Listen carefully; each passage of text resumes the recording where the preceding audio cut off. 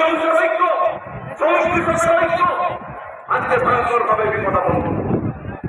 এরকম একটা পরিস্থিতির মধ্যে আমাদের আজকে ব্রিগেডের সমাবেশ করতে হয়েছে।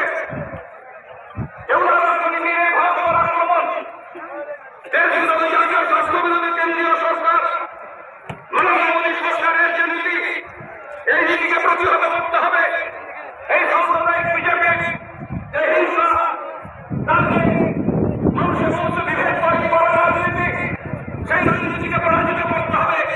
আর ফ্যাসিবাদী যে বিপদ আজকে বাধা দিচ্ছে ভারতবর্ষের রাজনীতিতে, ভারতবর্ষের সমাজে, সেই শক্তিকে পরাজিত করতে হবে।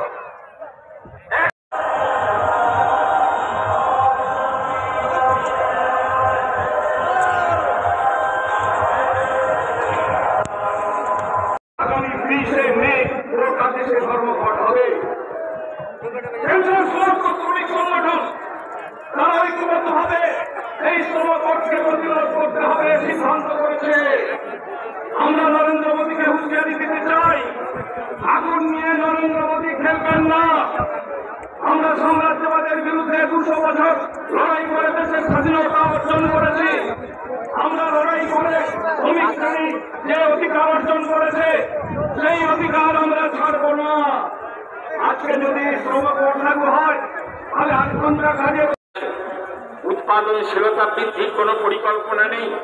বামফ্রন্ট একটা কাঠামো তৈরি করেছিল, বিজ্ঞান প্রযুক্তি দিয়ে উন্নত বীজ কিভাবে তৈরি করা যায়, সার কত সস্তায় দেওয়া যায়, সমস্ত পরিকল্পনা করে কৃষি উৎপাদনশীলতা বৃদ্ধি করেছিল পশ্চিমবঙ্গে।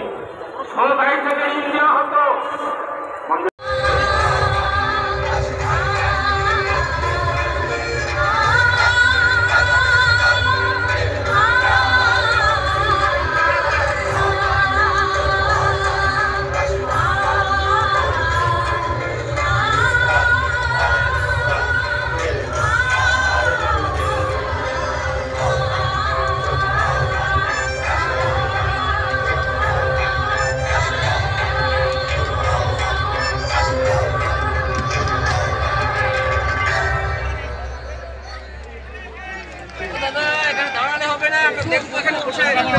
দাঁড়াবো না।